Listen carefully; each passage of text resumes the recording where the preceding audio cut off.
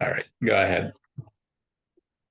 All right. Well, welcome to Archaeology of the Exodus. I am Ellis Baker Jr., and it's my pleasure to be back again. I wish we were all together. It would be a lot more fun to be in the same room, but praise God, we have technology and we're able to do it this way. Tonight, we get a chance to go through a very fascinating and fun topic. It's also one that's very, very important as we see God's heart for lost people.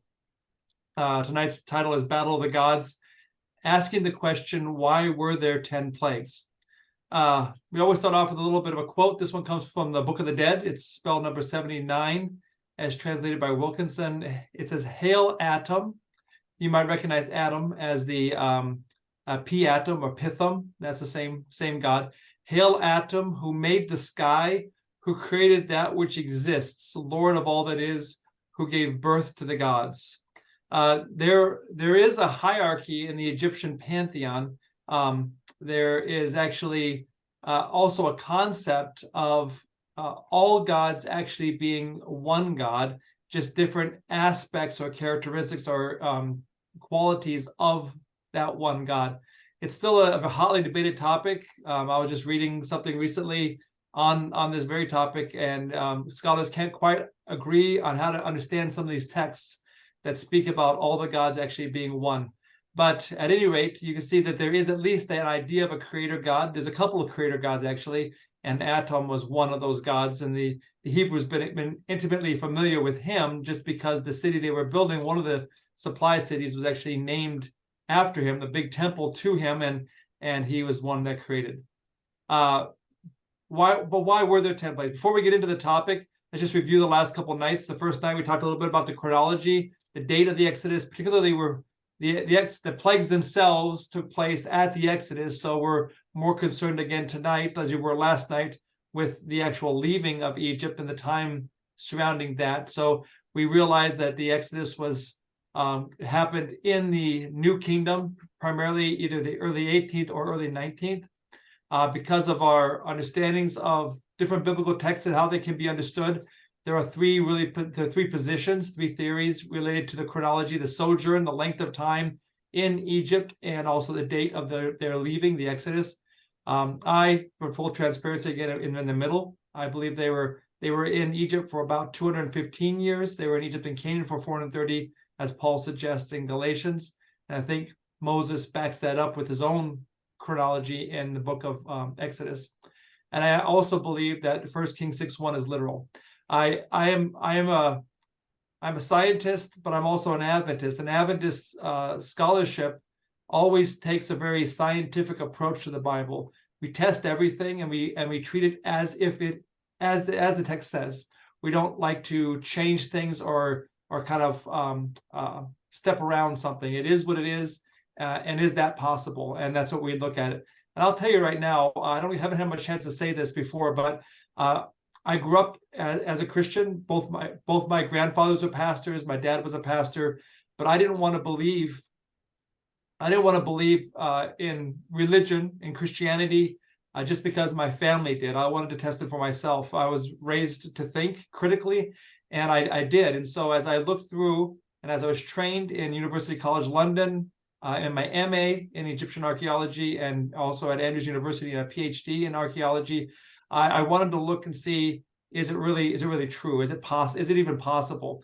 And I'll tell you that I have not come across one piece of evidence anywhere that contradicts the Bible. There's a lot of interpretations of evidence that do, of course, and you've probably heard many of them, but there's not any actual evidence that does. And as long as there's an evidence that contradicts it, and as you see God working in the lives of people in my own life, I can see very much that this is very real. And then as I start to look at the evidence around the Exodus, I realized there's plenty of evidence for the Exodus. It's just that oftentimes scholars don't want to follow what the Bible says. They just want to imagine what the story might have been and then see if that's possible. And oftentimes they're disappointed because of that. So anyway, I like the center position here. I have friends in both the other positions, and they are responsible scholars with their own understandings and priorities. Almost all of us agree that the Exodus took place really in this location. These two supply cities are it's pretty solid archaeology. It matches with the Bible perfectly, and the time period, the chronology, and everything. So that seems to be pretty solid, and which means the land of Goshen, Ramses, has to be somewhere where that blue circle is. The pyramids, talked about the first night. They're down there a little ways away. We talked a little bit last night about the Pharaoh, quite a bit last night about the Pharaoh. There are three possibilities. I'm in favor, again, of the one in the middle, Amenhotep. I believe that because for a number of reasons, content primarily, things that happened around him in his life and the chronology and timing and things that the text talks about, but also because of the three candidates, he's the only one that wasn't a firstborn himself. And that matters to me a lot, because as I look at the plagues tonight, as we go through the plagues tonight, and we get to the firstborn, which is the 10th plague, and the death of the firstborn, it doesn't make a distinction of age. And that matters to me a lot. And so as we get to that a little bit later, you'll see, and I think this is a good indication that maybe Amenhotep may have been the Pharaoh. So a lot of reasons for that, chronological reasons and content reasons, but I also have friends in both those other two camps, and they also have good reasons for those as well. So if you happen to fall in one of those other two camps, it's not a problem for me. We can always have good conversations to talk. Well, tonight we're talking more about the plagues themselves, and Numbers 33 specifically says that these plagues, these judgments, were specifically on the gods of ancient Egypt. And so we're going to look at tonight at the Egyptian gods. We're going to start actually with our archaeological context on the Egyptian gods. Herodotus, we mentioned him before with the building of the pyramids. He said that the Egyptians are more religious than any other people. And I think what he meant by that really was that every aspect of Egyptian life was religious. There wasn't a dichotomy like we talk about today between sacred and secular. That whole notion of a secular society would have been completely foreign to most of the ancient world, and certainly foreign to the Egyptians, of whom we now have almost 1,500 gods and goddesses in ancient Egypt. Everything in ancient Egypt was a god or a goddess. Anything that was beyond human control was a god or a goddess. That could be an animal, that could be an element of nature, it could be a feeling, an emotion, even the idea of a concept of balance and justice, cosmic order. All of that is beyond human control, therefore it is a god to the ancient Egyptians. But I just want you to think about what that would mean. What would it mean to the ancient Egyptians to pray to the sun, to act in a certain way on their behalf? I mean, it's the odd chance that something coincidentally might have happened that you prayed for. Otherwise, you get the idea that those gods don't care much about you. There really isn't a whole lot that they can do for you, and they certainly don't listen to you. The best god you have is actually Pharaoh himself, who although he's very authoritative, rules with a heavy hand, at least he listens to you. At least he sees you, and that was their reality of what a god was. And so the God of heaven had to introduce to them what God meant, and that's why he sent Moses, and we'll see that tonight. Their cosmology basically was this: Earth was that flat area called Geb. I guess you could say they were flat earthers. They believed Geb was the Earth. Around Geb was this bubble of water, the sky, and that bubble of water, the sky, was called Nut. And in the underworld where the dead resided, it was called the Nanet.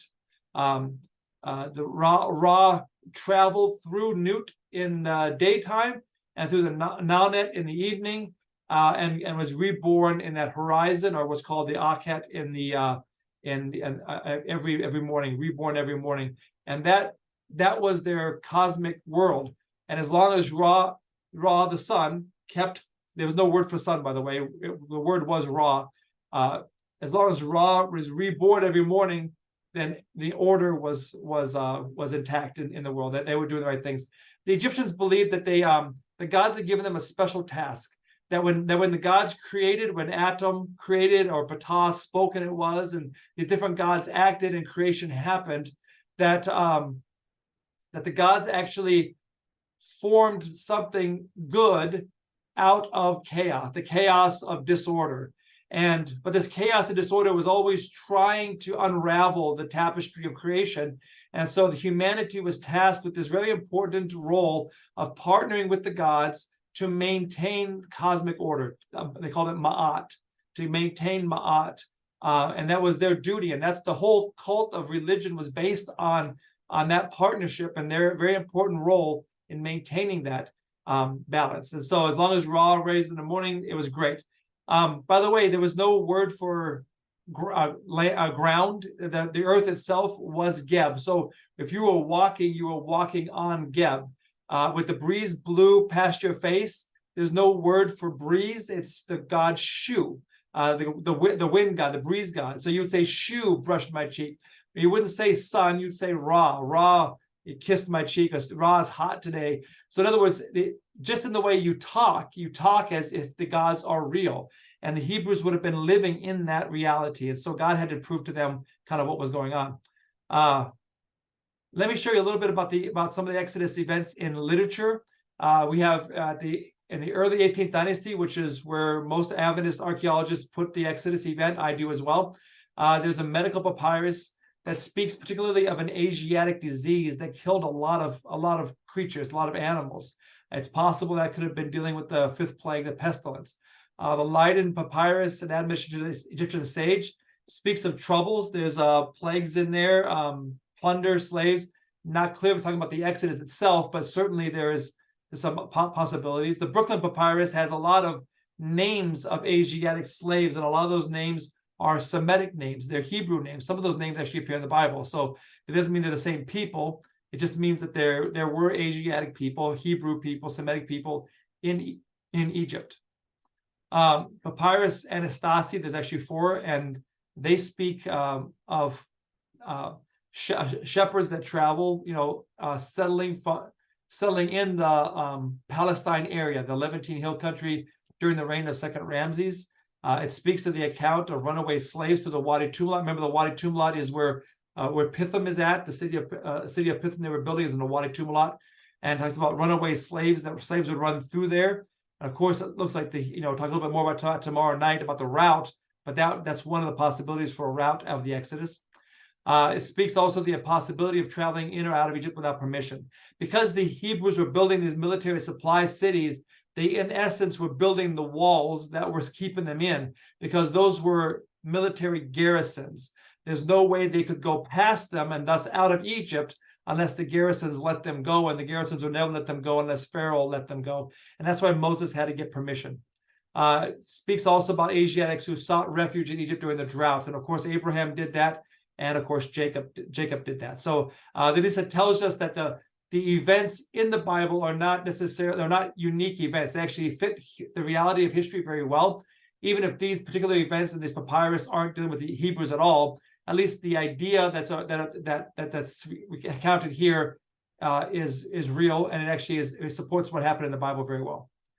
So let's go to the plagues. The plagues actually, I like to talk. There's 10 plagues. I like to talk about them actually as 12 encounters, because I think if we understand them as 12 encounters, Moses or God with Pharaoh, that helps us understand what God was doing. The first 2 encounters have nothing to do with the plagues. It's the story about the bricks. It's the story about the serpent, the rod to serpent. We're talking about both of those tonight. And then the first 3 plagues were irritations: blood, frog, and lice. Nobody died through those, except through accident or incompetence, but nobody would have died in those plagues. The next 3 were actually harmful. We're talking about why they were harmful: the flies, the pestilence, and the boils, all harmed the Egyptians themselves. Of course, the pestilence killed the animals, but we're talking about the Egyptian people themselves. It was a harm to the Egyptian people. And then destruction, the next 3 plagues: hail, locust, and darkness. Those all deal with destruction, darkness being actually the worst plague up to this point. And I'll explain why tonight, why darkness would have been the absolute worst plague. And then the ultimate bad plague, the ultimate worst plague, is actually the last one, which is the 10th plague, the 12th encounter, and that's the plague of death for the firstborn. These plagues actually also, we can understand in these groupings as God introducing himself. The first 2 encounters are all about God introducing himself to Egypt. He was present in Egypt. Most of the ancient world believed that gods were local. They belonged to the land that their people were in was only where they're at. They never traveled outside that. And God had to show the Egyptians first and foremost that he was present in Egypt. He wasn't tied to a location. He was a cosmic God. He was the only God, actually, and that God was not tied down to a location. He was present in Egypt. The next the first three plagues, the next three encounters deal with the authority of God through the abundance or lack. And as you think about the plagues, the blood, the frogs, the lice, you understand what that understands by abundance, or in some cases lack, and how that can go. We'll talk about why that is the authority of God. Health and wellness and the harm, you can probably understand why that is, with the flies and the boils, the pestilence, also because of the death of the animals and what that would have meant. Superiority, God is superior. We see that in the text. And then we see the power of God in the destruction. And you see how these plagues slowly get worse as we go through, leading up to and building. There's no way they couldn't have understood this building of these plagues at any point could have said that's enough. This dealt with the destruction, particularly of the infrastructure of Egypt, not just the physical infrastructure, but infrastructure of their religion. And then the final one, of course, is the dominion of God, dealing with their future, with the death of the firstborn, who was going to be the inheritors of their family. So we're talking about all of that tonight as we go through each of these plagues. Let's start with the first one. The first two are the plagues. They're not actually plagues, but these are the warnings leading up to the plagues. The first one is when Moses and Aaron went in and asked Pharaoh to let his people go, and he didn't. Well, the Hebrews were actually building mud bricks. That picture on the screen is actually a picture. The first time I was in Egypt, I think this is back in 2007. I was there with Dr. Yonker, and we were traveling around Dashur. And I got out. He had been there before us, and it was a hot day. He stayed in the air-conditioned car. So I went by myself, and I walked around the bent pyramid at Dashur. And as I was walking around, the security guard that was there, he had nothing else to do. So he walked around with me, and he was chatting about things. And we got around to the eastern side where the sun chapel for the bent pyramid was. And here's I took this picture right here. And there's some bricks there. And he's like, hey, do you want to take a brick with you? Well, that was very kind of him, but he wasn't giving me the brick. He wanted me to give him some money for it. That brick, though, is not an ancient brick. That's a modern brick. And you can tell it's a modern brick because it's too nice. The ancient bricks would be almost solid mass of material. Those are modern bricks, and he was trying to sell them. So it would have been no good for me to take it back. It's a modern brick. It'd been nice to have, but I probably would have been confiscated at the airport. And if it was a real brick, I would never have been allowed back into Egypt. And so I declined and thanked him very much for his generosity. I did not took a picture, though. But the Hebrews were actually building bricks very much like this. They would look very similar to this, that same shape and size and consistency. But when Moses and Aaron went in and asked Pharaoh to let God's people go, Pharaoh said no. And in fact, that same day, Pharaoh commanded the taskmasters of the people and their officers, saying, you shall no longer give the people straw to make brick as before. Let them go and gather straw for themselves, and you shall lay on them the quota of bricks which they made before. You shall not reduce it. This text is often misunderstood. And this goes back to what I was saying before. There's some biblical scholars who deal with the Exodus who don't read the text. They just have an idea of the text. They have an idea that maybe the Hebrews built bricks without straw, but that's not the case. The text doesn't say that. The text says they're not going to be given straw. They had to go find their own straw. See, bricks were actually made. This is actually a recipe for bricks. So if you want to take a picture of this, something so you can go make your own Egyptian mud bricks, here's the recipe. It was 1 cubic meter of soil mixed with 1/3 cubic meter of sand. And you add 20 kilograms of straw, and then you add water to the right consistency. This would be kind of how they would do it. Actually, this is a line drawing out of a tomb showing them making mud bricks. Actually, they're here, they're mixing them together, they're kind of stomping it, and then they're digging it up and putting it on the shoulders of somebody who's taking it over and dumping it on the ground here. And then these people are putting it into molds on the ground. He's taking these and laying them one by one and laying them out in molds. This is now a top. So this is a side view of the Egyptian or Hebrew or somebody working, but it's a top view of the molds. So these are actually looking down on the ground. Egyptians did this quite often with their art. The top view looking down at the molds, And then they would bake in the sun, and they flip them over and they bake the other side. And then they would stack them up and measure them. That's what he's doing here. And then once they're stacked up, someone would then carry them over, and they would carry them over to a place where they could then be counted, measured, and then used for building. And that's what this guy over here is doing. He's carrying them to be used for building. So this is the quota right here, measuring how many there actually are. So if you look at these mud bricks, you see the straws inside. There has to be straw inside. In fact, if without the straw, the brick crack in the sun. So the straw is a binding agent. There's only one time in Egyptian history where they didn't use a binding agent, and that was the Persian period. So that's much, much too late. It's the time of Queen Esther. It's way too late for this story. There's one other time where they didn't use straw. They used pebbles instead as a binding agent, and it wasn't as good. And that's the Amarna period, because there wasn't any straw nearby. And so they used pebbles for the binding, gravel. But actually the best binding was straw, and that was used throughout all of Pharaonic Egypt up to the very end. A team of four. Some of the fun things about archaeology is you get a chance to kind of experience what it's like. Here you can see some mud bricks drying, modern mud bricks drying in the sun. So a group of archaeologists and some experts got together, and they tried to see how many bricks could a team of 4 people make in one day. And they realized they could make about 3,000 bricks a day.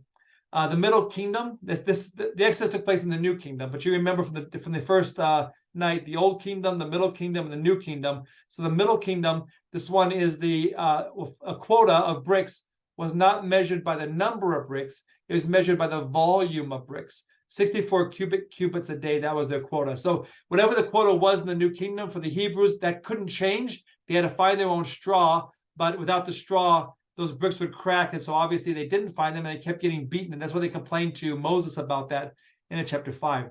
This actually tells us a little bit more about the Egyptian theology of construction. If we look at temples and tombs, you just think in your own minds, the temples you've seen are all made of stone. Pyramids, tombs, temples, all stone, because stone is eternal, and those are eternal spaces. But homes, including palaces, were made out of mud bricks, because mud brick is temporary and this life is temporary. The Egyptians really lived what they believed. They believed that this life we live in right today is temporary life. It's the eternal life that actually matters. And so they didn't spend a whole lot of time building their houses today, because this life lasted a short time. It didn't really matter that much. What mattered the most was the eternal life. And so all their efforts went into building the tombs and the temples and the pyramids, things that would last and ensure their eternal life. It's not a bad idea for some Adventists who understand the cosmic understanding of the second advent and how near Jesus is to coming. Maybe we should spend much more time focusing on the eternal and a lot less time on what we're doing here in our own homes. But that's just an idea from the Egyptians, and they lived what they preached, which I think is kind of a nice idea. So go back to the gods. Let's look at some of the gods. So the first encounter with Pharaoh had nothing to do with the gods, really, except that God was saying, I am here. And Pharaoh said, I don't know who that is. Okay, so God said, let me introduce myself to you. And so he did in the second encounter, and that second encounter was with the serpent. Aaron and Moses went in, and of course, Aaron threw down his serpent. It turned into his rod, turned into a serpent.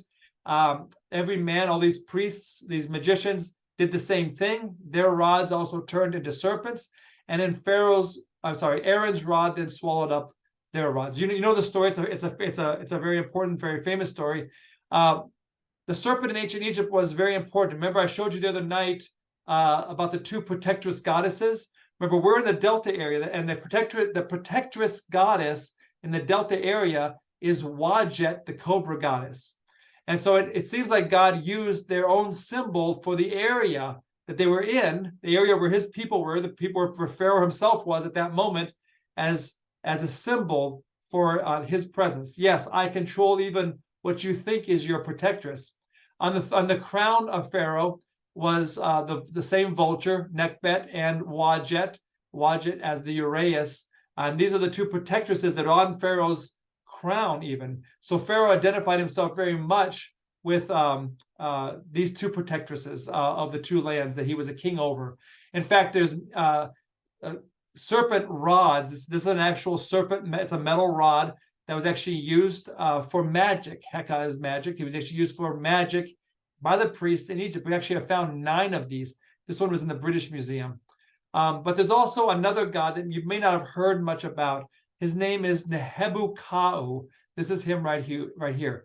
Nehebu-Kau was an ancient serpent god. His name means he who harnesses the spirits. Just a little bit of an Egyptian language clash right now.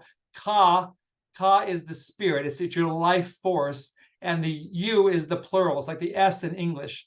So it'd be the Kas, or we say Kau in ancient Egypt, but it's the Kas. It's the spirits, and so he is the one who harnesses the spirits, meaning he's the one who controls all these gods. He's the one who controls the life in everything. And how do we know he's the most powerful of all these gods? Because the Egyptians, in their own mythology, believed that Nehebu-Kau swallowed 7 cobras. That goes back to the Old Kingdom. It goes back to the time of the pyramids. It's an ancient mythology. In other words, when Aaron cast down his rod before Pharaoh and it became a serpent, and then the magicians, the priests, did the same thing, and then Aaron's rod, cobra serpent, swallowed theirs. That wasn't just some random thing that happened. It actually God was using their own mythology to help them understand in a language they clearly would have understood that God was saying he was superior over them. He was superior over their magic. He was superior over their gods. He was the most supreme. He was present in Egypt, and he was the most powerful. Before any plagues fell, before anything was irritated, anybody was harmed, anything was destroyed, before anybody was even killed, before any of that ever happened, God spoke in a language they would have understood clearly. Everybody in the room would have known that God was in Egypt and he was superior. There was no need for any of the plagues. They could have just looked at their own mythology and understood very clearly what God was saying. And I think that says a lot about God, that he'd be willing to use their own mythology to help them understand. God is very keen on us understanding who he is. And I think the way he spoke to the Egyptians at that moment was very, very important to understand. The impact. Well, remember, Moses was trained to be a priest. Pharaoh was trained to be a priest. That's how princes were trained. They knew all the tricks of the priests because they were trained in all the tricks of the priests. The priests obviously knew all the tricks. So however the Egyptians changed those rods into serpents, we know they didn't actually do the actual act, but however they made it look that way, Moses would have known how they did it, and Pharaoh would have known how they did it. The only person in the room who would not have known how to do it was Aaron. And that's why I think that's very clearly why God had Aaron do it, because everyone knew Aaron was a slave. He did not know how to do that trick. And yet there it was. And it wasn't just a trick. It was actually real. I think it would have humiliated Pharaoh. I think it would have obviously introduced God. The issue of authority, God would have made it very clear, his own authority. And it certainly demonstrated the superiority of God. That's the second encounter. So now God has had 2 encounters, and Pharaoh still refuses to believe his own eyes. And so the first plague has to come. We don't know how much time passed. It could have been the very next morning. But at some point, God instructed Moses and Aaron to go down to the river, and probably on the opposite bank, across from Pharaoh. Every morning, Pharaoh and his entourage would come down to the river to welcome the sun as it came up in the sky. Remember, the princess we talked about last night would have done the same thing, but she would have been probably at another temple or something doing ablutions. Other women would have done the same thing, but Pharaoh would have done it as well. He would have come to welcome Ra in the morning. And at that moment, Moses and Aaron, most likely on the other side of the river, not very far away, were able to talk for God. And God told them to stretch out your hand over the waters of Egypt, over the streams, rivers, ponds, and over all their pools of water, that they may become blood, both in buckets of wood and pitchers of stone. That describes the Delta area. There actually are not streams and rivers and ponds in the Nile Valley. Those only exist in the Delta area, right where we think and suspect the Hebrews lived. And so this actually describes it very, very well. And it became blood. It didn't look like blood. It wasn't red in a way that wasn't filled with blood. It actually became blood. And this was very important because of the gods associated with the river. The god Happy, we talked about him last night. This is him right here. He's blue. He's the god of the inundation. He's the one that brought the gifts of the gods to the people. and this is why the women went down to the river. This is why a lot of the abundance, life itself, came from the river. Khnum, the ram-headed god. Talk about him again in a little bit, but he's the one who formed mankind on the potter's wheel. He was the potter, and humans are the clay. That concept that's mentioned in the Bible of God of heaven is actually borrowed. The Egyptians used that very concept. And Khnum, the ram-headed god, was considered to be the source of the Nile. Sobek, the crocodile god, obviously. Tawet, the hippopotamus goddess. They also would have also been affected, as they would have had to leave the river while it was blood. They were forced away from the river. They were controlled in that way. We also find out from Exodus 7:21 that all the fish in the river stank. At first, I thought, as I was contemplating the plagues, I thought, oh, that'd be great. They would have plenty of fish to eat. But the problem is, those fish have to be cleaned, but there's no water to clean them. So that would all just been useless fish, unfortunately. As I thought about this, I thought about how does God punish people He doesn't warn? That's a question we have to answer in our own hearts. But as I asked, I was kind of curious how long it takes to travel from Avaris in the north all the way up the river to Thebes, and it takes about 3 weeks. 3 weeks to get all the way to Thebes, the southern capital. In many cases, that's not going to be time to warn anybody of anything. So it seems, in my mind, that the plagues had to be somewhat local. Just consider this for a minute. The Nile River is the longest river in the world. How far, in your mind, do you think the water turned to blood? Did it go all the way up into Ethiopia, up to the Blue Nile, the White Nile, the Black Nile, where they all turned to blood? Or was it only to the Aswan Dam, the first cataract?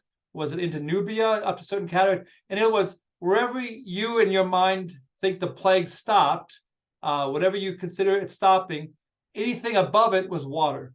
And this isn't a pond, it's water.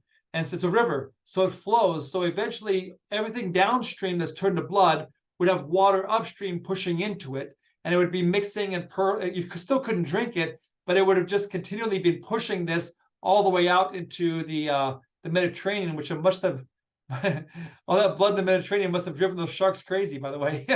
But anyway, this clotting factor, obviously, it would have smelled a certain way. The water upstream would have been pushing down.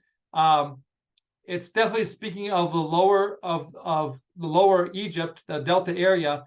And also it mentions that all the water that had been drawn from the river was also turned in buckets of wood or pitchers of stone, was also turned to blood.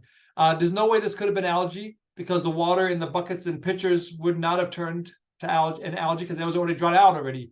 That means any water anywhere was turned to blood. There wasn't any fresh water anywhere, which means when the priests duplicate this, they must have been very sneaky about that.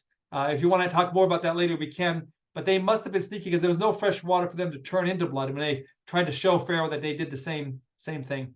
Well, we know that the blood lasted for 7 days. And then within those 7 days, what was the effect on the Egyptians? Well, of course, they would have been dehydrated. Without any water to drink, they would have only had beer. They drank a lot of beer, by the way, and fruit juice. Beer, they didn't have a lot of alcohol content, but as soon as the baby was weaned, the baby started drinking beer. So the Egyptians drank beer from a very early age. Here's actually a line drawing of them making beer. Here's a family drinking beer together. They could have made bread, obviously, because you need water to make bread. You couldn't have cleaned the fish. You couldn't have cleaned yourselves for 7 days. No water for the animals to drink. They would have had to eat whatever water they could get from the vegetation they were eating, or drink fruit juice or something out of the animals would have been.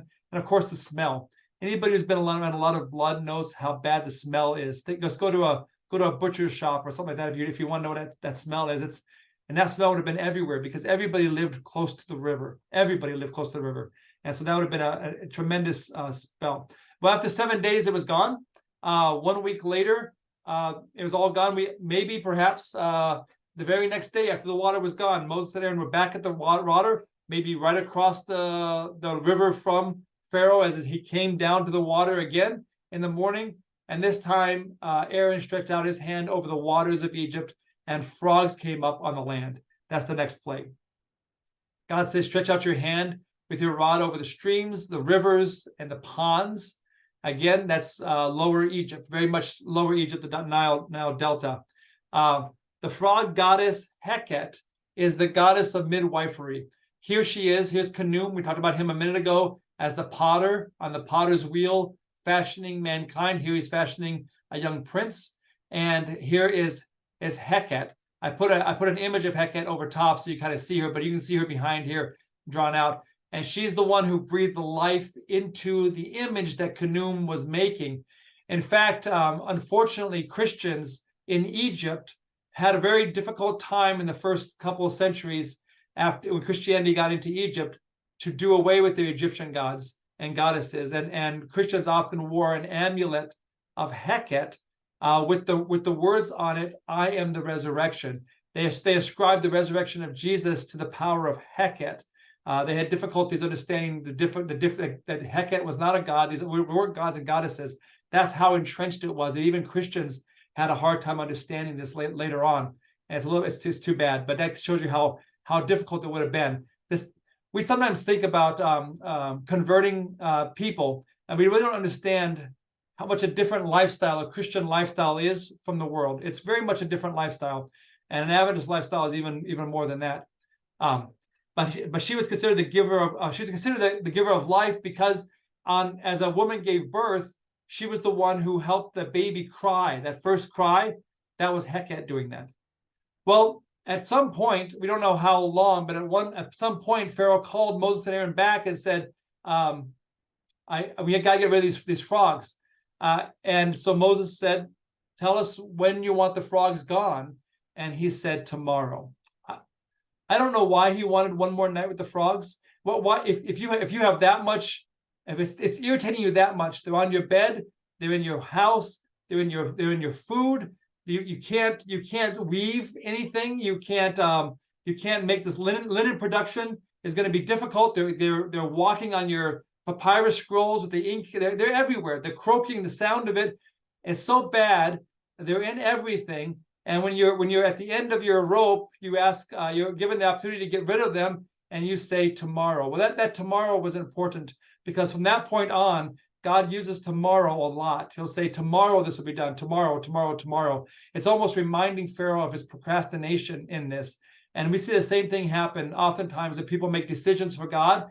They call out for God, and yet they procrastinate in making that final decision. And this Pharaoh is a good example of why they should not do that. And so this was some of the things. Poor sleep. Of course, you couldn't make any bread because they're in your flour. The Bible mentions that in those kind of things, and in your ovens and your kneading bowls, that kind of thing. It was mostly just pests. I actually was when I was a student missionary in Micronesia back when I was at college, and I was there for 2 years on the island of Pohnpei, and it rains there every day. There's a lot of frogs. Fortunately, there's not that many mosquitoes because there are so many frogs. But when it really, really rains, the frogs come out.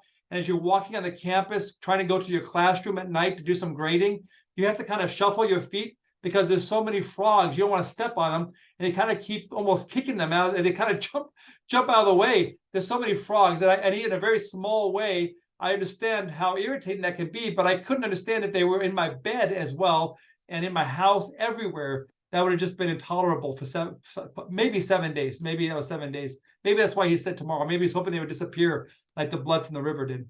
Well, 7 days went by. They didn't disappear. God had them all die. So he remember the stench of their procrastination. And maybe 1 week later, God had another plague. Sometimes this plague is mentioned as being gnats or small flies. The Hebrew word is not very clear what it is. Sometimes it's translated as lice. I think lice is the correct translation. And I think I'll tell you about that, why I think that is in a minute. But let's read this. And so this is from Exodus 8. This is 16 to 19 is where the plague is. And they did so, for Aaron stretched out his hand with his rod and struck the dust of the earth. And it became lice on man and beast. All the dust of the land became lice throughout the land of Egypt. Now, I mentioned it a minute ago. I asked you, I told you that they didn't have a word for earth. The Egyptians did, the Hebrews did, of course, but the Egyptians didn't. It was the name of a god. Do you remember the name of that god? You probably remember it. It's the god Geb. So Aaron struck and what the Egyptians would understand as being Geb, and Geb turned all that dust in Egypt, which is everywhere. All that dust in Egypt became lice. Lice can exist. I'm gonna go back one slide. Lice can survive for 2 days off a host. There actually are 3,000 species of lice, and several infest both human and animals. And this says that it's going to be on humans and animals. So one of those species, we don't know, maybe there's multiple species. Here is an actual Egyptian comb that was found in excavations, and it actually has nits in it, the little eggs of lice still in it. A lice was a problem in ancient Egypt. In fact, here's Nut, the sky goddess, and here's Shu, the god of the air, mentioned him earlier, and here's Geb, the earth, and they basically are the cosmology gods. And so Shu is the one that Ra traveled through and was reborn, literally through a woman. He's reborn every morning. Shu held up Nut, standing on Geb, and Geb itself. So Geb, the earth god, a third generation, one of the most important gods in Egypt, was attacked in this plague. I think it's lice because of this right here. Then the magician said to Pharaoh, "This is the finger of God." But Pharaoh's heart grew hard, and he did not heed them, just as the Lord said. The priest tried to copy the plague of blood and the plague of frogs, although it's difficult to understand how their frogs would have been different from the frogs that were already still coming out of the river every single day, every single moment. How could you tell which frogs they made come out and which frogs God made come out? I don't think that was very clear. Plus, why would they make more frogs come out? That goes against their own cosmology. Remember, I said they're supposed to be working in harmony with the gods to restore balance. Well, frogs coming out in an uncontrollable number is chaos, not balance. And so that would have been the opposite to make. So they should have been gods of balance, making the frogs stop coming out. But they couldn't do that because, of course, they couldn't stop God. Well, when the lice came, they couldn't duplicate that. Why couldn't they fake that? Why couldn't they just pretend that there's lice, that their lice is the same lice as God? Why couldn't they do the same thing? Well, I think it's because this is why it has to be lice and not gnats. The Egyptian priests had to be clean, ritually clean. They took baths, ritual baths in the sacred lakes. They had to be clean before they did any of the work in the temple. And so they often shaved their heads. You see pictures of them being bald. Maybe you remember back to that slide in night number 1 of Manetho, the priest who has a shaved head. They shaved their hair on their bodies because they couldn't have lice. If there was lice in their clothes or on their heads, they couldn't perform their magic.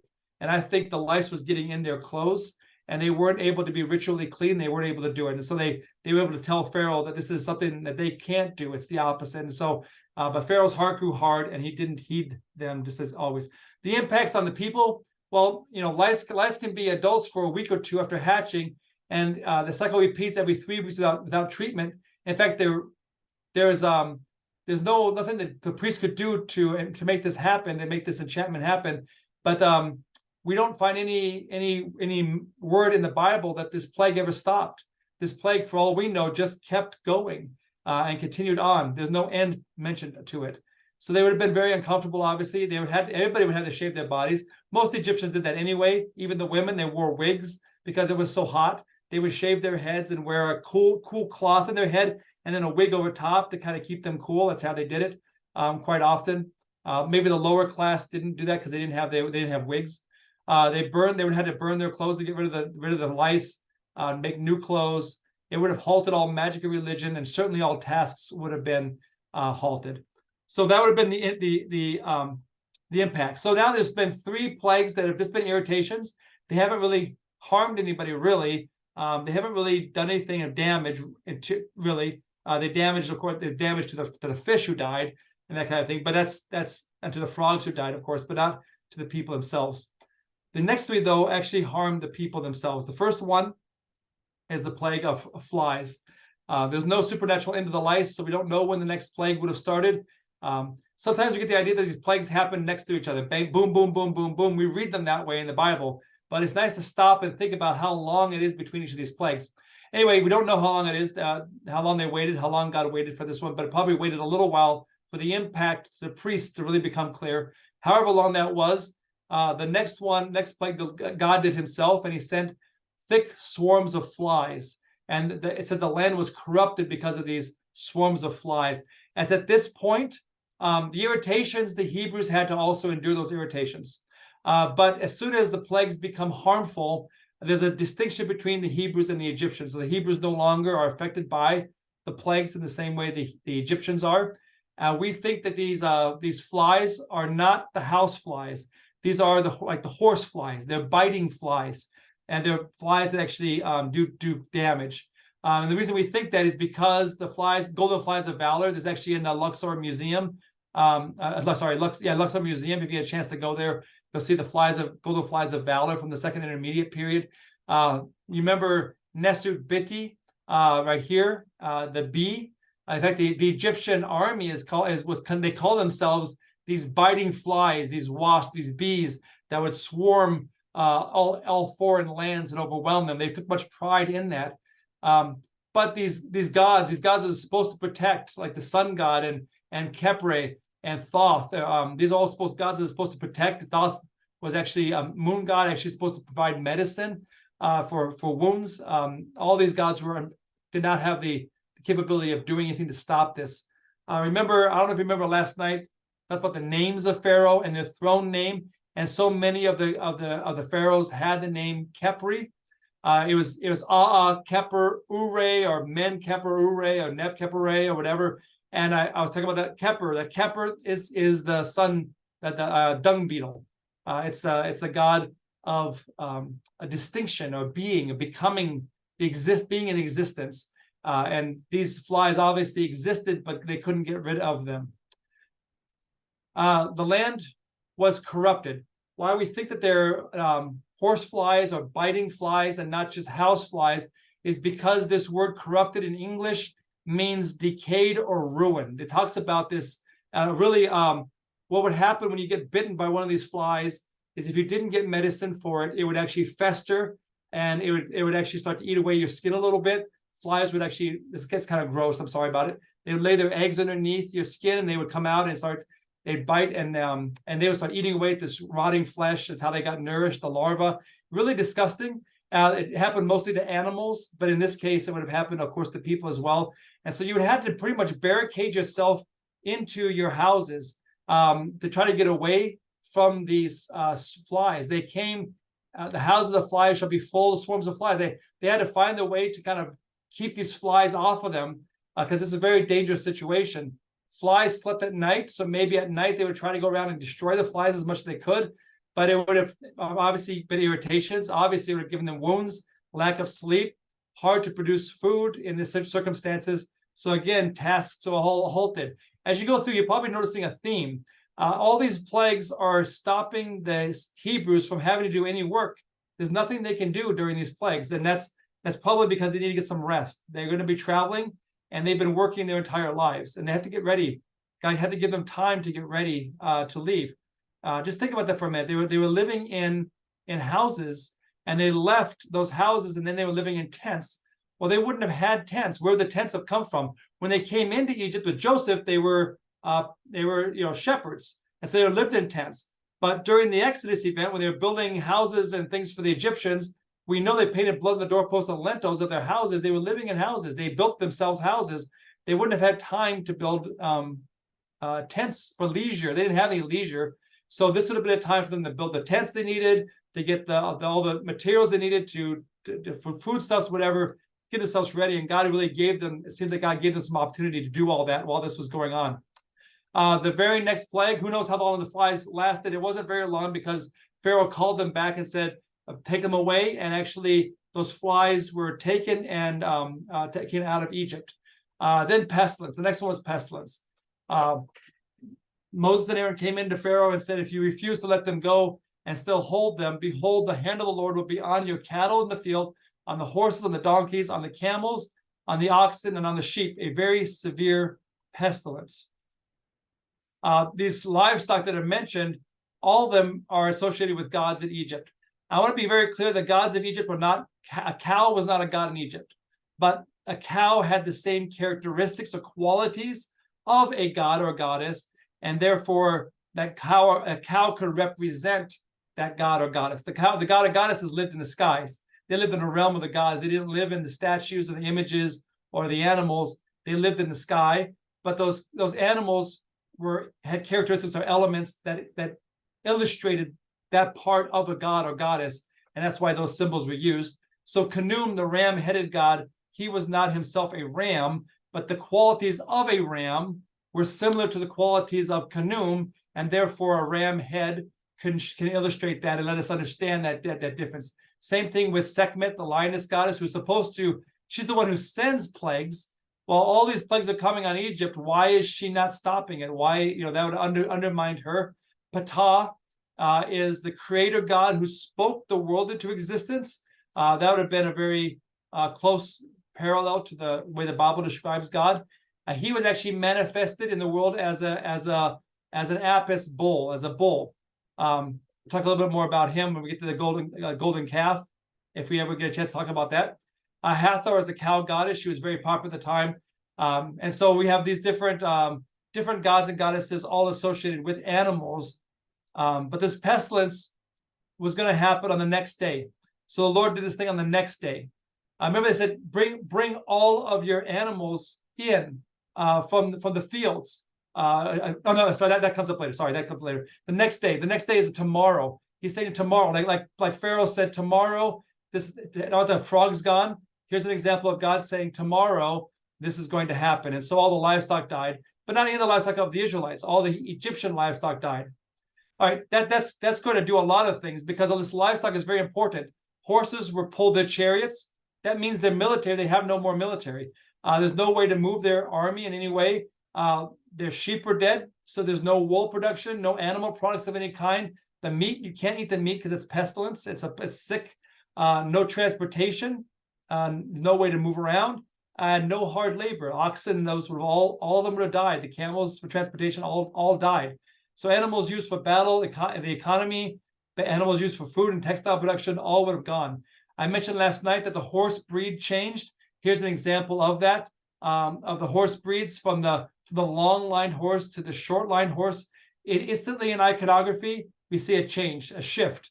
And of course, that makes sense. If all the horses died in Egypt, they would have had to have gotten horses from someplace else, and a new breed was brought into Egypt right during the reign of Second Amenhotep, right here in the early 18th dynasty. Same thing with the sheep. The long-haired sheep breed died immediately, and it was gone. Only the woolly sheep, the Asiatic sheep, the sheep that the Israelites had, that's the only kind of sheep that was in Egypt from that point on. That hairy sheep was immediately just gone, and nobody knows why, but this probably is the reason why.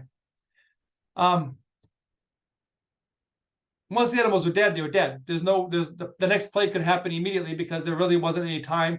You bury the animals, try to get the plague to go away. This may have been that Asiatic plague that the papyrus talks about. But once they were dead, the next plague could start. And so the next plague, God told Moses and Aaron to go and gather ash from the furnace and stand before Pharaoh. And Moses scattered the ash toward heaven that caused the boils to break out on sores on man and beast. This ash would have been from the furnaces. Remember, they were building supply cities. And in those supply cities, they were also building palaces. Palaces used mud brick, but they used glazed mud brick. And you glazed brick in a kiln. And here's an example of a drawing of what a kiln looked like for pottery. Here's a modern one. It's quite big. Here's some examples of ones in the line drawings of them making that. There's something very similar to that would have been used for glazing brick and that kind. So these kilns would have been right there in the city. They would have taken this ash and go out and scatter it to the sky, and it became boils on everything. I think about Genesis 15:17. Remember when God said it's going to be 400 years of affliction, and in the fourth generation they're going to come back. That 430 years of slavery, of oppression, is in the same text. God passes through the animals that Abraham has cut in half for the covenant, and he passes through as a smoking furnace and a fiery torch. Some scholars believe that smoking furnace was pointing right to this plague right here, and may actually have had in some way to do with prefiguring that pillar of cloud, and at nighttime the pillar of fire being that fiery torch. That God was using these symbols, these same symbols, to lead them out of Egypt. And at least that smoking furnace was helping the Hebrews recognize, hey, the promise that God gave to Abraham, it's being fulfilled right now. I think about us as Adventists again in the end of time, and how things are going to happen to us that are going to remind us of God's promises of His coming. The different signs of the times that are going to start happening. We're going to realize, hey, this is going on right now. It's because we need to remember what those promises are. We need to fortify our mind with the truths of the Bible so that we are not taken unaware. And I think this was one of those things that God gave to the Hebrews to help them know, yes, get ready, you are going to be leaving. Those boils, of course, again, Thoth being a god of medicine. Selket is a scorpion goddess. She's also a god of healing, goddess of healing, supposed to be healing, but these are boils, and the boils, of course, last quite a while. In fact, a boil opens up and drains in about 2 weeks. So these boils could have lasted a very long time. And I think they had to last a long time. The reason why they had to last a long time is because all the animals just died. The very next plague is the plague of hail. And hail kills the animals, the Egyptian animals. Egyptians don't have any animals. The animals all died in the plague of pestilence. So they have to go to other parts of Egypt. They have to go to their foreign lands in the southern Levant area and bring animals back into Egypt. So however long it takes them to get there and come back and bring animals, this plague of boils probably lasted that long because they had to have animals to die in the hail. Anyway, the magicians couldn't stand it before Moses and Aaron because of the boils. And so, of course, there's going to be wounds, lack of sleep, no magic again. Again, the same thing, hard to produce food, tasks halted, same things you're used to. Just know that the bacteria associated with boils can survive in a dry environment for months. This could have lasted quite a while. And anyway, whenever it did end, when the next thing happened, maybe it never really did end. Maybe these boils, maybe these sores that were on him is the reason why Amenhotep has the bumps he has on his skin. We don't know for sure. That's just one theory, and so it's a possibility. The next 3 plagues are all plagues of destruction. We're slowly getting now into the plagues that are going to start destroying things, and Pharaoh keeps hardening his heart through all of this. The next one, Moses was told to stretch out his rod toward heaven. The Lord sent thunder and hail, and fire darted to the ground, and the Lord rained hail on the land of Egypt. Sometimes this is shown as fiery ice, which doesn't make any sense at all. The fire that darted to the ground is lightning. It's a lightning storm. It's a thunder and lightning storm. My dad was a pastor in Oklahoma, and we had these huge thunderstorms and hail, big hail that would come through all the time. So we don't know how long it was between the last plague and this plague, but this was a big thunderstorm. But it's a thunderstorm on a desert country. They wouldn't have experienced rain very much. It did happen once in a while, but with thunder and lightning and hail, that would have been frightening. This would, of course, affected Geb. All these plants that are growing out of Geb that got destroyed in the hail. Nut is supposed to be their goddess of the sky, and all this is happening coming from the sky. Isis and Seth, again, god and goddesses they're supposed to be protecting. Sekhmet, a goddess of plagues. Would she be associated in sending these plagues? Can't she stop these plagues? But here's the thing I was talking about earlier. I got kind of mixed up in my mind. God actually said, send now and gather your livestock and all that you have in the field. They just got all these animals in. All these animals just brought in, and God in his mercy said, you don't need to lose them like you did in the plague of pestilence. Take them into the barns. Take them into shelter. If they're in shelter, then they won't die. But whoever is in the field, whether it's a man or an animal, if they're not brought into the house, they are going to die. So again, this is going to happen the very next day. And so again, we have to ask ourselves, does God punish who he can't warn? Maybe this plague of hail was very localized in that area. A day's journey in any direction would have been from Ramses to Pithom, the land of Goshen, that whole region there certainly could have been warned in a day's time, but you could never have gotten to Thebes. You could never have gotten upstream to any distance to tell anybody, because it took 3 weeks to get up north, to get south, upstream. So it seems to me that these livestock, this is very local destruction. Now the flax and the barley were struck. Barley was in the head and flax was in the bud, but the wheat and the spelt were not struck, for they were late crops. Flax was used, of course, for linen production, and barley was used for making beer. barley was also used to feed the animals. It was kind of a cheap food for poor people as well. And that grows, flax blooms at the end of January. So we kind of have an idea of when the hail would have come. It had been towards the end of January. We know when the Exodus took place because it's at Passover, which is usually in March or early April. Sometime that kind of moves around a little bit. So we know where we're getting. We're still a couple months out from the Exodus at this point, and this is plague number 7 already. So we're getting close to the Exodus, but we're still a few months away from the actual Exodus. So you get kind of a little bit of an idea of the time, maybe a month and a half away. Let me explain these seasons to you a little bit. We talked about this a little bit on the second night about the waters rising in the inundation and in the flood every year, and that flood waters would bring this rich silt that would fertilize their crops. That inundation happened, and it was called the season of Akhet, inundation. The season of Peret is the season of growing. All that water has receded, and that black, rich silt, which the land of Egypt is called the Black Land because of the black silt from the inundation, that fertilized their fields and allowed them to be a very, very agricultural-oriented society, a very rich society because of that. In fact, famines would come if the water didn't go high enough so that the fields were not fertilized. The next year's crops wouldn't be as good, and there'd be a famine. If it happened over a series of years, it would be a huge famine. Or if the water was too much and it washed all the silt away before the water went down. So too much water in flooding or not enough water in flooding, either way, it was going to be a famine. But just the right amount, which mostly all the time happened, just the right amount, and they can actually grow their crops. The third season is the season of harvest. It's called Shemu, and that's when they wall painting of this activity happening of the harvesting. This actually, I think, is harvesting flax up here, and this is, I don't know which one that is. That maybe papyrus or something else there. Anyway, they're harvesting. There's 3 seasons in ancient Egypt. Here in I guess where we live is 4 seasons. In the Philippines, where I did my undergrad, where my wife is from, where pastor is from, there's 2 seasons, wet and dry season. We always joke in Chicago, you probably have the same joke, that there's 2 seasons, winter and road construction. It's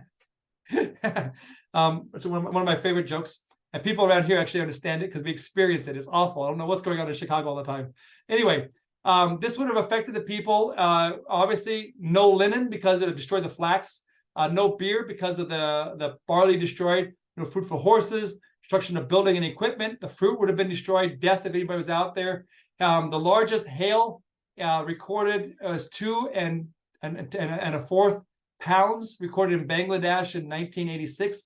South Dakota had about 8-inch diameter hail, about almost 2 pounds back in 2010. So you can imagine what hail would have been if it was big. We don't know how big it was in Egypt, but probably pretty big if it was destroying fruit trees. The next plague, hail couldn't have lasted very long. It's probably over very, very shortly. I do want you to think about that hail for a minute before we move on. Just think about the impact of that. We don't talk about faith very much, but Moses was a man of faith. And let me illustrate what that means. Moses was probably in the land of Goshen. You know, that was not in the city. So where Pharaoh was at in Avaris, or now called Ramses, or Peru, never, he calls for Moses. Well, the hail is happening everywhere except the land of Goshen. And he has to send his let me go back a slide so it makes more sense on the slide. So he sends his troops, probably with their shields over their heads, to march all the way down to the land of Goshen. Maybe people are getting hit by the hail on the sides of the shields, and soldiers are dying on the way. The soldiers walk into Goshen, and it's as if they've gone, a curtain has ended. They walk out of the hail into sunny skies in Goshen. Just imagine what that would have been like. They find Moses and they say, Pharaoh wants you. And then they have to go back into all that, to go all the way back with Moses. But Moses and Aaron, I imagine, and I'll tell you why in a minute, I don't think they used shields to go back. I think Moses and Aaron walked straight into that hailstorm knowing they would not be affected. And the reason why I think that is because we get, when Moses does get to Pharaoh, and Pharaoh says, please pray for me that this will stop. And Moses says, I will, but don't go back on your word. I'll go out of the city. And so he goes out of the city. Remember, the city is on an island. So he has to go out of the city, means he has to get on a boat and travel across the river to the other side of the river. And on the other side of the river, once he's away from harm, from Pharaoh and his soldiers, he prays to God that the hail stops. That means Moses walked out of the palace down to the river, got into a boat while the hail is going all around him. Well, it's splashing into the water all around him. And he goes across the river in a boat, gets out, and then raises his hands and prays to God, and the hail stops. Imagine what that would have been to any Egyptians who would have seen that. Any Egyptians that had been in shelter watching this amazing sight of this prophet of God walking through the hail, not being affected, getting to the other side, praying, and immediately it stops.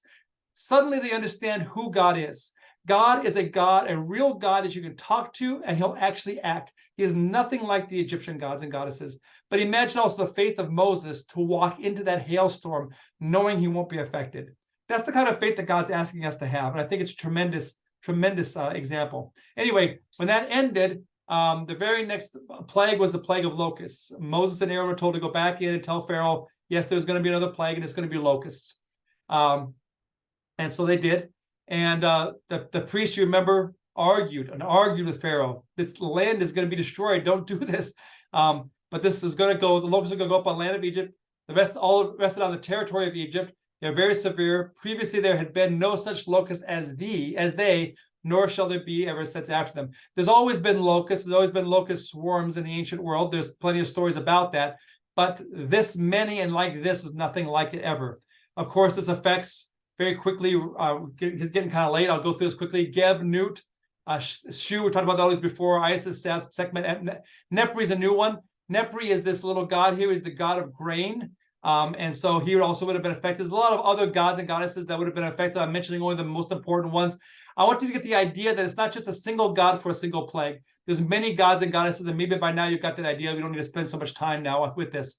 Locusts, we don't know what kind of species it was, but whatever it was, they are quite large. I actually have held one in my hand, and they're huge creatures.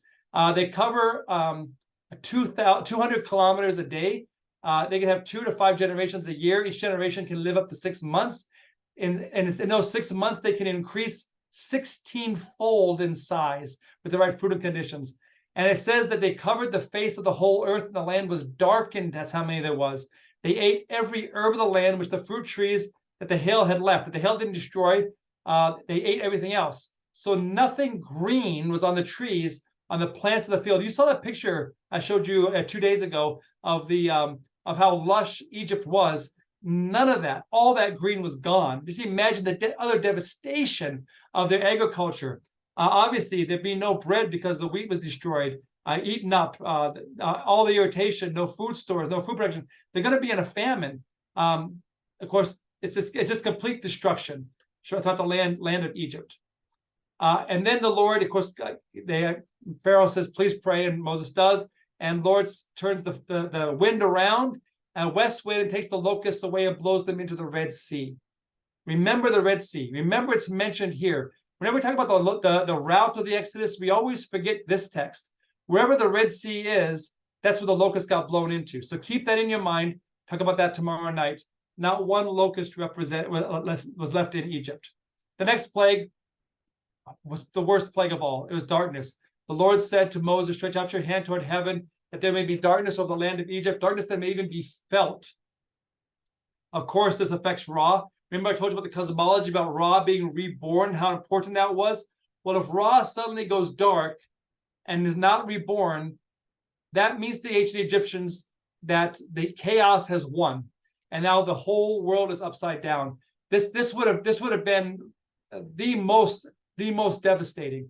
And the fact that Thoth, the moon god, didn't shine at night, there was no night, there was no sun disk of Aten, all these cosmic beings are just suddenly turned off. They would have thought the end of the world was upon them. Literally the end of the world was upon them. They would have had to sit down. They could not see each other, nor could anyone rise from his place for 3 days. But all the children of Israel had light in their dwellings.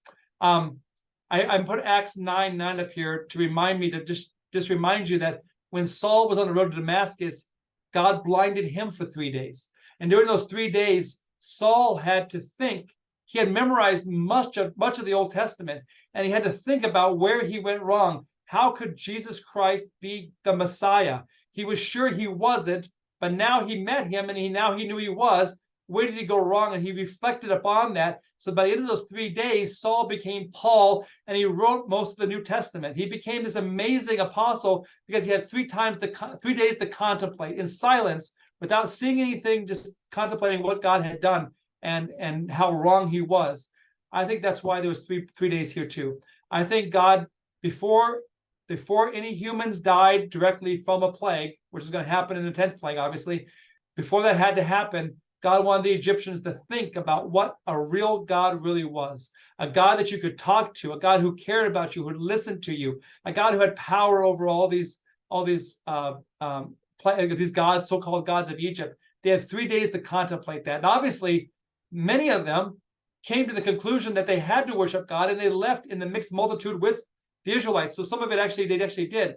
By the way, it's very interesting that Amenhotep, the second Amenhotep, who I think was the Pharaoh of the Exodus, his royal title is Heka Iunu. Heka means ruler, and Iunu is the name of the city, which is called in the Greek time Heliopolis. It's the cult center of Ra. It's where Ra was worshipped. So if you imagine Amenhotep, his title is, I'm the ruler of the city where Ra is worshipped, and now here Ra is turned off. It seems almost God did that if Amenhotep was Pharaoh of the Exodus. 3 days to think, no one rising from his place. I don't want to think about what they did for bathroom, but whatever it was, I don't know. No food production, of course, lonely, destruction of the religious system. But the Israelites had light in their dwellings. They didn't have clocks. They didn't have watches. How would they know 3 days went by? This has led me to speculate, and it's only a speculation, so you don't need to believe it. But I speculate, surmise maybe, that inside, if you're outside the house in Goshen, it's dark, pitch black. You can almost feel how dark it is. It's an unnatural darkness. You walk into your house and you look out the window, and it looks as if it's daylight outside. And that's why you know when 3 days comes and 3 days goes. That's my way of understanding how this would have worked. A very supernatural darkness. It's not a volcano that exploded and made it some kind of dark. It's not an eclipse that lasted for 3 days. There's never been an eclipse that lasted for 3 days. So it couldn't have been that. It had to have been a supernatural phenomenon. Anyway, that plague ended, and the next plague was death. And this is obviously the worst up to this point. It's often the worst of all, obviously, because young people, older people actually died. It came to pass at midnight that the Lord struck all the firstborn in the land of Egypt, the firstborn of Pharaoh who sat on his throne, to the firstborn of the captive who was in a dungeon, and all the firstborn of the livestock. Just to remember, last night we mentioned that Amenhotep is the only pharaoh of the 3 who was himself not a firstborn. Thutmose, the third Thutmose, if he was on the throne, it wouldn't have made a lot of sense for him to be on the throne, because his firstborn died many, many years before he died, and so it could not have died in this plague. It would have had to have been Amenhotep's son who died either way. But even the firstborn of all the livestock, so it's the firstborn all over. This gets to a very important concept, and it's going to probably be the most important concept all here. Talked a little bit about it last night, the importance of the name and how important the name was in etching a name in stone. But the Egyptians actually believed in 5 elements to a human being. The body, obviously, was part of the human being, and that's why they mummified the body. The body had to survive eternity, or else they didn't survive eternity. The Ka was the life force. Remember, we mentioned Nehebu-Ka'u, the serpent god who swallowed the 7 cobras. His Ka'u is the plural. Ka is the life force. It's the energy that animates something. If you have a body and you have a Ka, the life force, you have a zombie, what we consider zombies, mindless creatures that walk around with no thought. It's just a body with energy. But if you have a Ba is your personality, it's your character, it's what makes you you. I was a Pathfinder director for many years, and in our Pathfinder club one year, we actually had these twins, 2 boys, 2 brothers. You could not tell them apart. It was impossible to tell them apart until they started talking. Their personalities were very different. And that's when I realized their bodies were the same body, almost identical bodies. You couldn't tell them apart. Obviously, Ka, life force, was the same. Everybody God. But it was their character, their personalities that made them unique.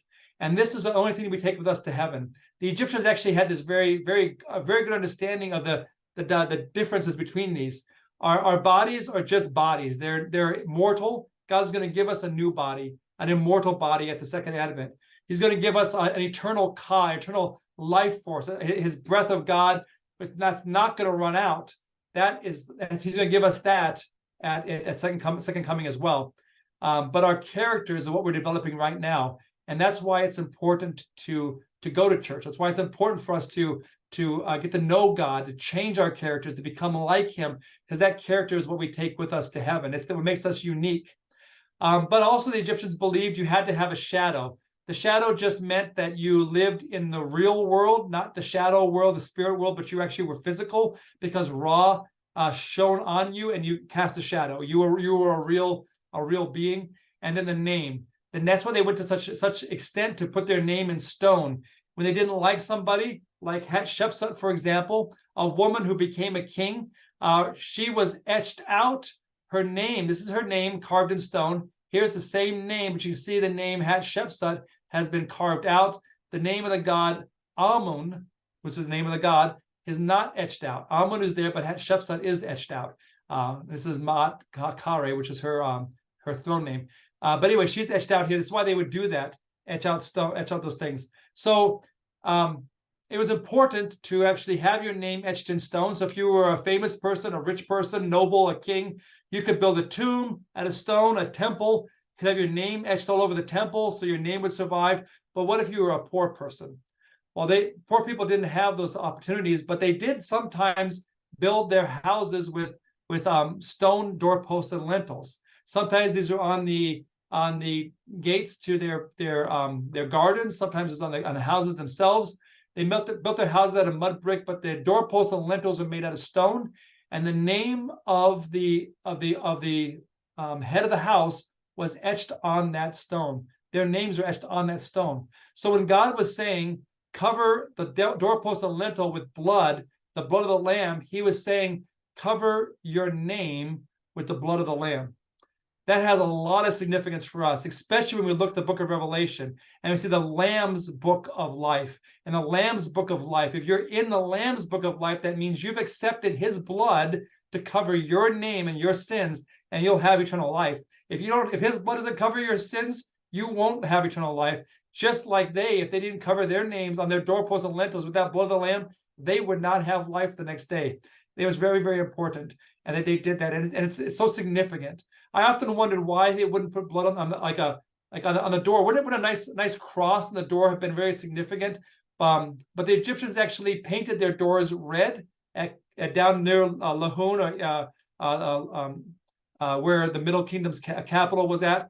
They actually have doors we found doors in archaeology, wooden doors painted red. They believed the color red would keep the evil spirits away. So the doors were already red. But God said it's not the color that matters, it's the substance that matters. It has to be the blood, and it has to be of the Lamb. And that's a very significant thing. It's significant for us as well. I'm sure a pastor could preach a whole sermon right there. He could go on for a while on that one. It's really important, but also what's important is that, remember I told you Horus is the Pharaoh. The dead Pharaoh becomes Osiris. I mentioned that a few nights ago in the hippopotamus pool story. Well, Horus is the living Pharaoh, the living God on earth, and the prince would have been the next king. So by doing this, it's an attack on Horus himself, and saying that even Horus himself cannot live unless God lets him live. Then the firstborn died. This probably is the firstborn of Amenhotep. It probably is the prince who died in the 10th plague. It's pretty remarkable. We even have his mummy that we can look at. And then he called for Moses and Aaron by night and said, "Rise, go out from among my people, both you and the children of Israel." And the Egyptians urged the people that they might send them out of the land in haste, for they said, "We shall all be dead." I think the Egyptians understood that there didn't have to be 10 plagues. There could have been 11 plagues. If there had been 11 plagues, they all would have been dead. The firstborn died this time, but they would have been the next ones. And they understood that. We will all be dead. We're the next ones. They saw the progression from harm, from irritation all the way up to death. And then Pharaoh called them by night and let them go. They obviously death of their heirs, the loss of slaves. Those are the impacts. As we wrap up tonight, I want to just contemplate this thought. Why were there 10 plagues? A God who is powerful enough to send 10 plagues one at a time certainly is powerful enough to send them all at the same time. He didn't have to send any plagues at all. He could have just immediately stopped everybody and took his people out. Why would he send plagues? In fact, the plague in Exodus 9:15, it says, if I had stretched out my hand and struck you and your people with pestilence, you would have been cut off from the earth. God told them, I didn't need to send any plagues. I could have immediately just destroyed you and taken my people out. But there's a reason why I sent those plagues. And we find those back in that, after that first encounter. Between the first encounter and the second encounter, Moses went to Pharaoh. Pharaoh said, no, in fact, go find your own straw for bricks. The elders go to Moses. They say to Moses, you've caused our lives to be bitter. Why did you even come? Moses goes to God at the end of chapter 5 and says, Lord, why did you even send me?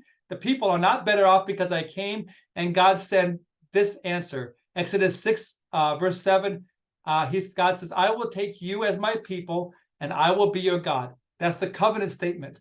Then you shall know that I am the Lord your God who brings you out from under the burdens of Egypt. God did not say, I want you to believe before I take you out. He says, I'm going to save you, and then because I've saved you, you can believe. Sometimes we think we have to have everything in order before we believe. But God says, I've already worked your salvation out. Jesus died on the cross already for us. We don't have to believe he did that. It's already happened. But it has happened so that we can believe it happens. God is very merciful and doesn't ask us to believe something he hasn't already done, which is very amazing. So I'll be your God, you'll be my people. And when I take you out of Egypt, then you'll know that I can take you out of Egypt. And don't forget it. But also in chapter 7, verse 5, he says, and the Egyptians shall know that I am the Lord when I stretch out my hand on Egypt and bring the children of Israel out from among them. God didn't just want to redeem the Hebrews, he also wanted to redeem the Egyptians. God is a God of all people. He wanted the Egyptians to understand that the gods they worshiped were not gods at all. And he wanted them to see what a real God really was. So why were there 10 plagues? I think it was to redeem the Egyptians and the Hebrews. And of course, we see them go out in a mixed multitude. One more thing before we end. I am sure, and this is back at the burning bush, God's talking to Moses, I am sure that the king of Egypt will not let you go, no, not even by a mighty hand. So I will stretch out my hand and strike Egypt with all my wonders, which I will do in its midst, and after that he will let you go. God said to Moses, go into Egypt. When you ask to let your people, my people go, he's going to say no. Moses had forgotten that. God told him right here, it's going to happen. Moses thought that his mighty hand was going to deliver God's people back when he killed that Egyptian, back in chapter 2, but it wasn't. A mighty hand couldn't do it. Only God's hand can do it. And we actually see a progression in whose hand did what. The first 3 plagues were all done by the hand of Aaron. Go back and look it up. You'll see. The first 3 plagues were all done by the hand of Aaron. And then the next 2 plagues, plagues 4 and 5, encounters 6 and 7, but plagues 4 and 5, God did them by himself. He didn't ask the brothers to do anything. And then in plague 6, the plague with the ash and the boils, they did it together. They both got the handfuls of ash, and then Moses threw them into the air. And then the next 3 plagues were all done by the hand of Moses. It's almost as if God is showing Moses that even your bloodstained, guilty hand can accomplish my work, because Moses, it's not your hand who's doing my work. It's God's hand doing God's work. And that's why I think it's very important for us as Christians to understand that when God calls us to do his work, he's not asking us to do it with our own strength and our own effort, to try really, really hard to do it. He's saying, just pick up my hand and do it in my strength. Be willing to work and I will do it, but you need to cooperate with me and lift my hand. And every time we understand that when we lift our hands to do God's work, we're really lifting God's hand, we will be more than mighty in that. Well, that's the end of the plagues. Tomorrow night, we'll talk about that Red Sea. Where did those locusts get blown into? Where was the route of the Exodus? And where the Red Sea is located is going to be a very important part of that. That was long. I hope you're still awake. Any questions before we finish? Right. Well, I know for me, like I said, this is one of my favorites for a reason. And I'm glad you went long. I would have really hated if you said, no, sorry, we don't have an hour, so I'll go 6 plagues instead. I'm the kind of guy who doesn't complain because the game goes in overtime. Sometimes you just gotta, and then this, even with this, I don't have questions, not because I don't have any, but because I do believe that the Holy Spirit has so much to say in this message. So thank you so much for that. But does anybody else have any questions?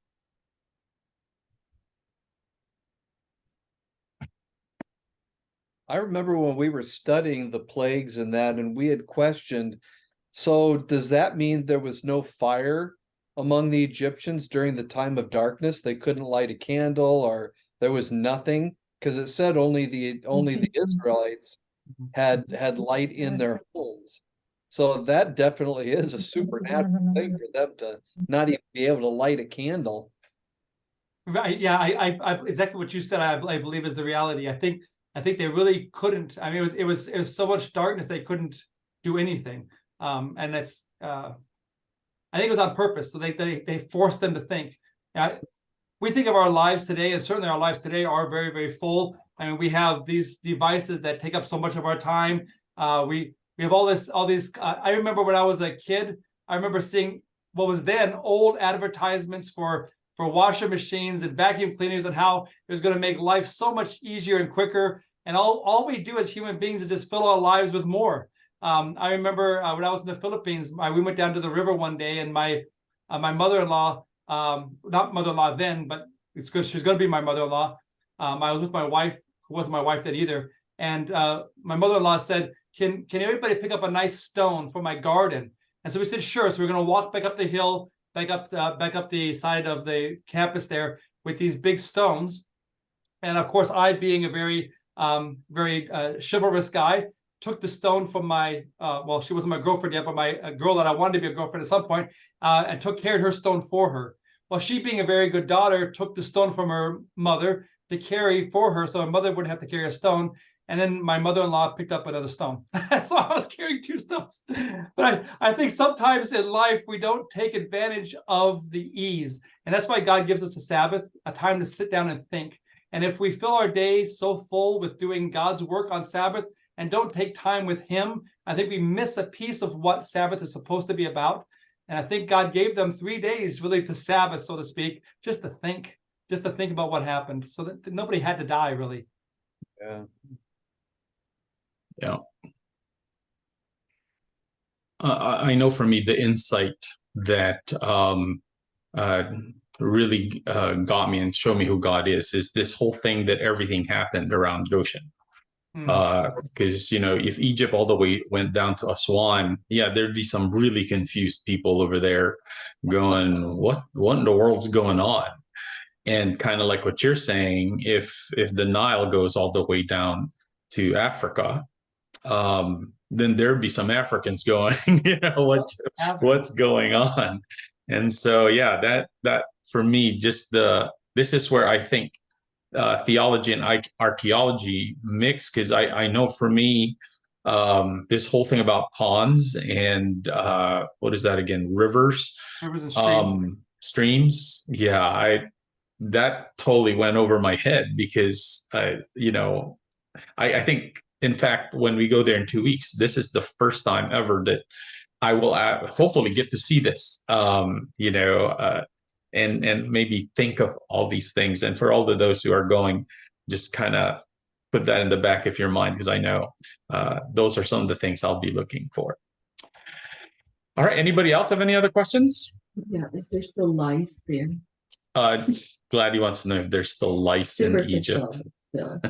Yeah, there is still lice. But it's not, obviously, it doesn't infect it. They have it under control. They have modern medicines and everything, so they're able to, same way we are able to take care of lice. But lice is a problem. Lice is a problem here at a summer camp every year. We can't, for some reason, at Camp Asabo, we can't seem to get rid of lice. But yeah, lice is still there, still a problem. But it's not a plague like it was. I know anymore. All right. Well, if there is no other questions, again, I will try to have this out on our YouTube channel probably before Friday. or before sunset on Friday. So you can watch it again there. So thank you again, Dr. Baker. And everybody come back tomorrow, because tomorrow is also pretty exciting as we talk about what was the route of the Israelites as they left Egypt. Let's bow our heads. Gracious God, again, I thank you for this lesson. I thank you that you continue to introduce yourself to us. And forgive us, Lord, for worshiping other gods. And I thank you that you're not satisfied with that. You want to destroy our viewpoint of other gods so that you alone will sit in the throne of our hearts and minds. So please do that. We invite you to just destroy all our other gods so that we will only worship you. So thank you for this time together. I pray, Lord, that you would continue to just ingrain that lesson, the lessons that we learned tonight in our lives. We love you and praise you for giving us this truth. Amen. All right. Thanks, everybody. Y'all have a good evening. Night. Yeah. God bless.